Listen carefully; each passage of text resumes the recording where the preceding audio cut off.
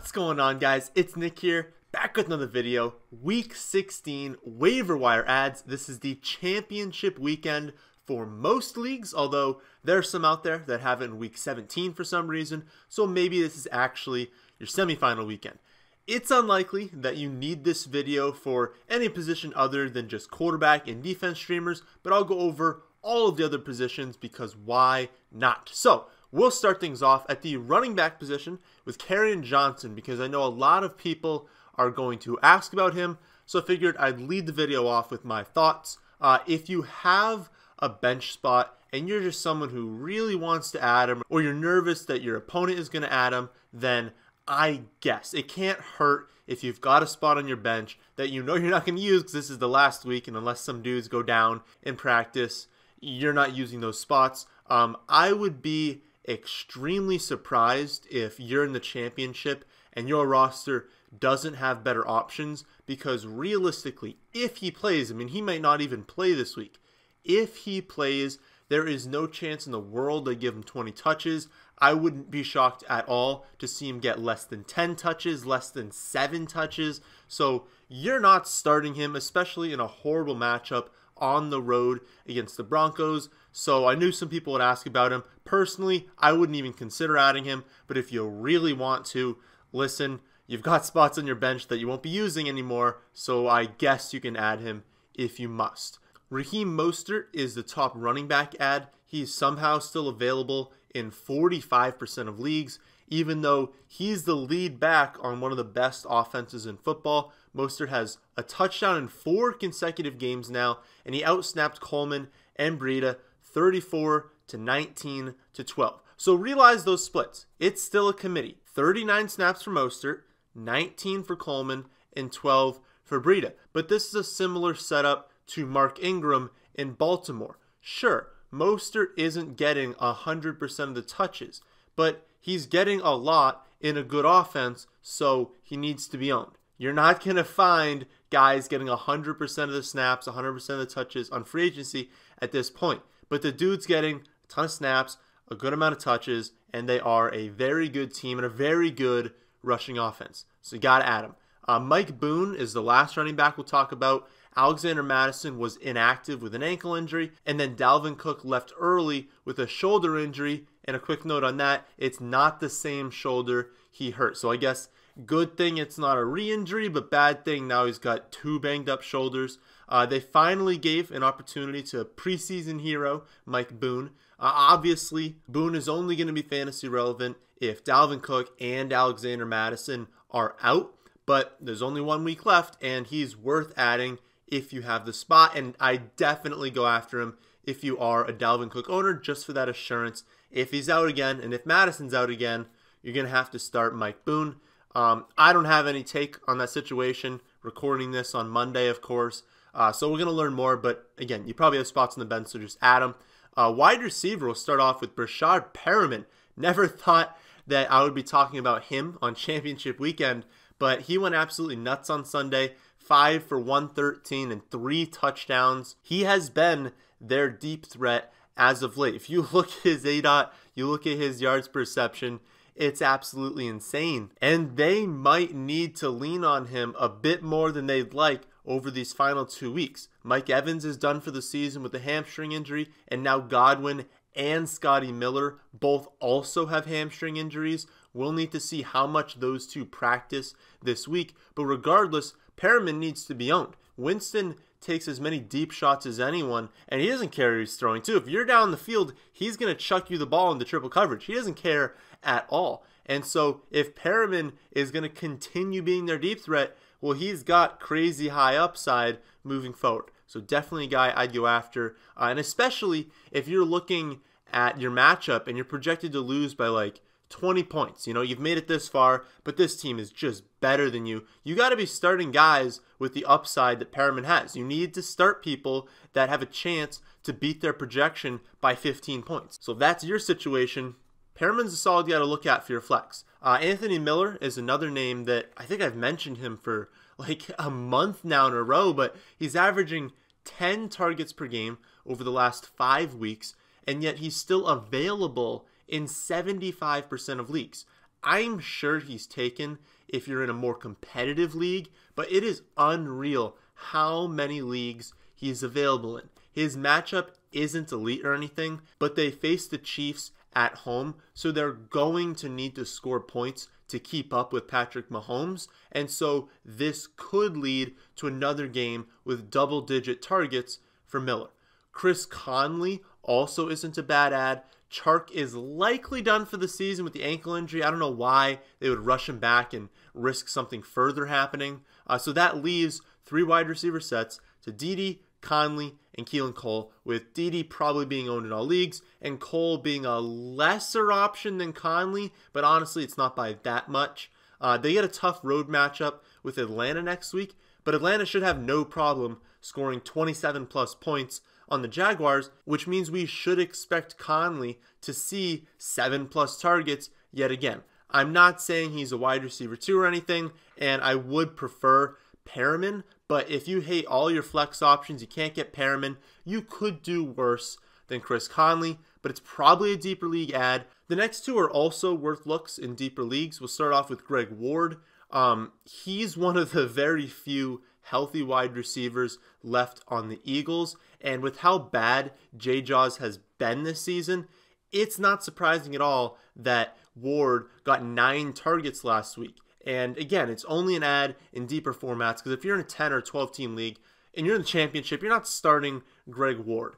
But if you do play in a 16 team league, I mean, if the kid's going to get 7, 8, 9 targets, then he's worth a look. And the same with Steven Sims Jr., or a guy to maybe look at in keeper leagues, because I think that Washington really likes him, and so he might be a pretty good wide receiver down the line. Maybe not a guy you can start next week, but he should see like 7 to 8 targets against the Giants, so it's not the worst play in the world. But again, deeper league, or if you're in a keeper league, guy to look at. Tight ends, we'll start with Tyler Higbee yet again. I've mentioned him every video for like a month now, but he's still available in like 70% of leagues, which is crazy. I just don't understand that.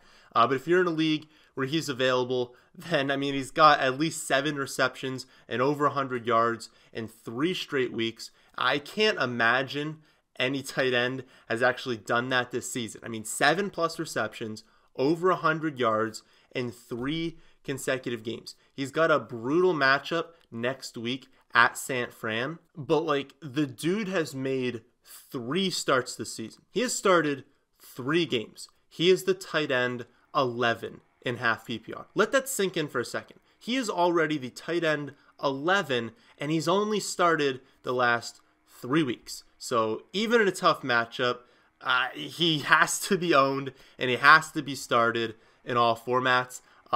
But if he's not available, you need a tight end. Mike Gesicki is also an option. He has at least 5 targets in 7 consecutive games, which is really impressive. He's typically just a low-end tight end option this season, but the Dolphins do get a home matchup with the Bengals next week. So if you're desperate for an option, then Mike isn't a bad player to stream.